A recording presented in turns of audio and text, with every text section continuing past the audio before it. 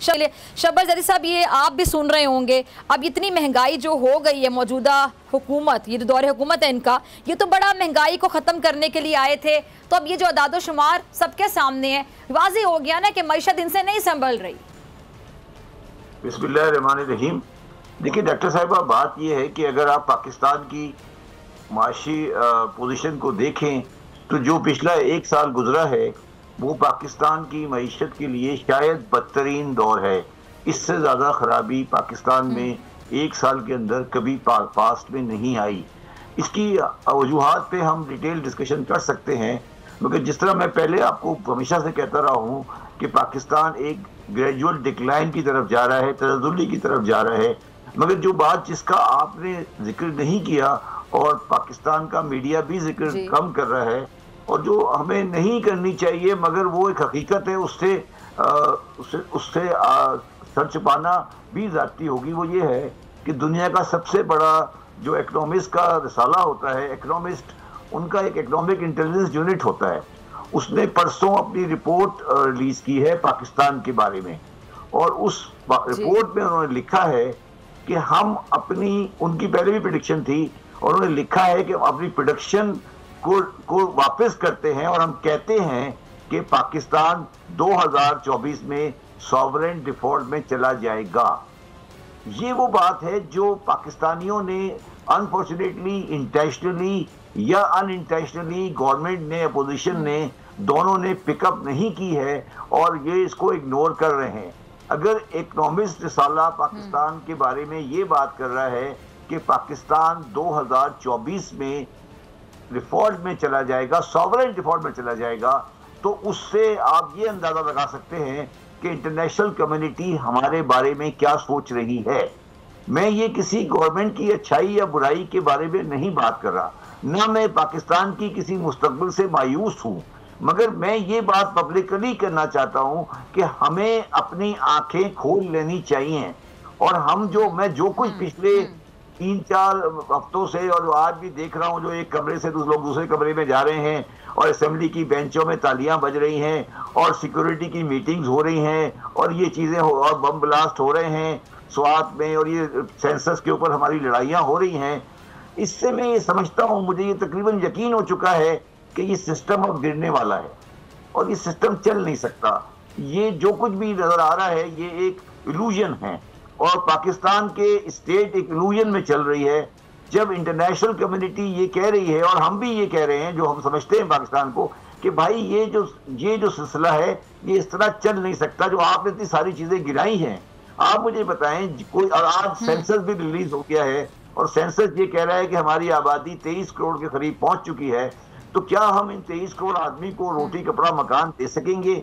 नहीं दे सकेंगे। हमें ये मान लेना चाहिए।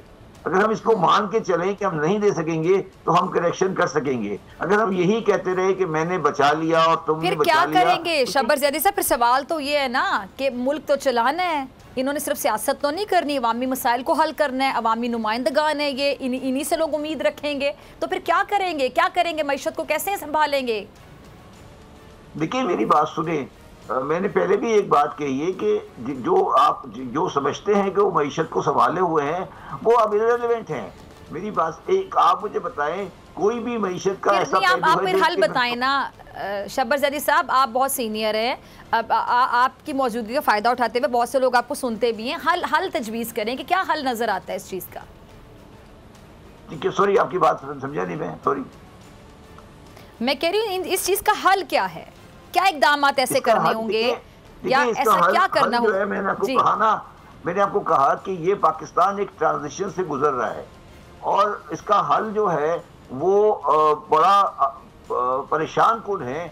इसका हल सियासी नहीं है, इसका हल समाजी और माशी है, और पाकिस्तान एक टर्माइल से गुजरने वाला है जिसमें आपके पास आपको महंगाई की बुनियादों पर सिविल अनरेस्ट की भी चांसेस हैं अगर आपने इन चीजों को सेटल नहीं किया अनएम्प्लॉयड की वजह से। तो हम ये चीज नहीं देख रहे, ये पॉलिटिकल इशू नहीं है।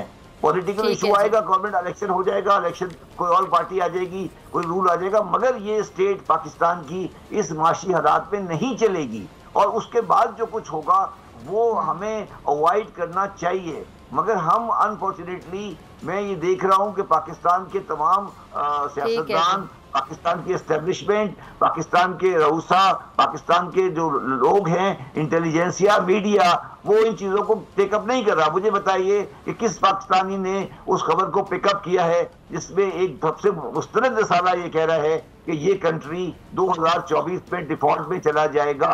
उसने अपनी रिपोर्ट में आगे का डॉलर रेट भी लिख दिया है। अब आप मुझे ये बताएं, जब उसने रिपोर्ट ने डॉलर रेट लिख दिया कि डॉलर रेट क्या होगा, तो आपके ख्याल में डॉलर से नीचे जा सकता है? तो ये लोग क्या हो रहा है हमारे साथ। और आप मुझे ये बताएं कि पिछले 4 महीने से हम IMF के साथ आगे पीछे घूम रहे हैं और हमने क्या हो रहा है और कोई भी जिम्मेदारी लेने के लिए तैयार नहीं है। शहबाज जैदी साहब, जिससे पूछ, अगर आपको ये वीडियो पसंद आई तो सब्सक्राइब करें और बेल आइकन पर क्लिक करें। हवाए नफ्स की है हुक्मरानी, लुटेरा कर रहा है पासबानी। बोल न्यूज के मार्केटिंग हेड आकाश राम ताहा लापता, तफ्तीशी इदारे जवाब देने से कासिर, अहले खाना परेशान, बेटे की जुदाई में माँ गम से निढाल।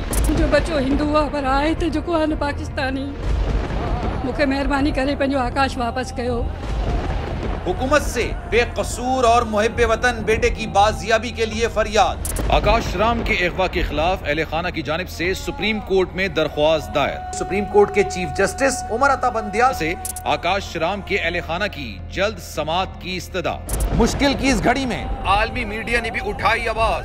CNN, आज तक, इंडिया टुडे, टाइम्स नाउ समेत आलमी मीडिया ने आकाश राम के अगवा के खिलाफ दिया बोल का साथ। उफ क्या जुल्म है, बोल इंसाफ का मुंतजिर।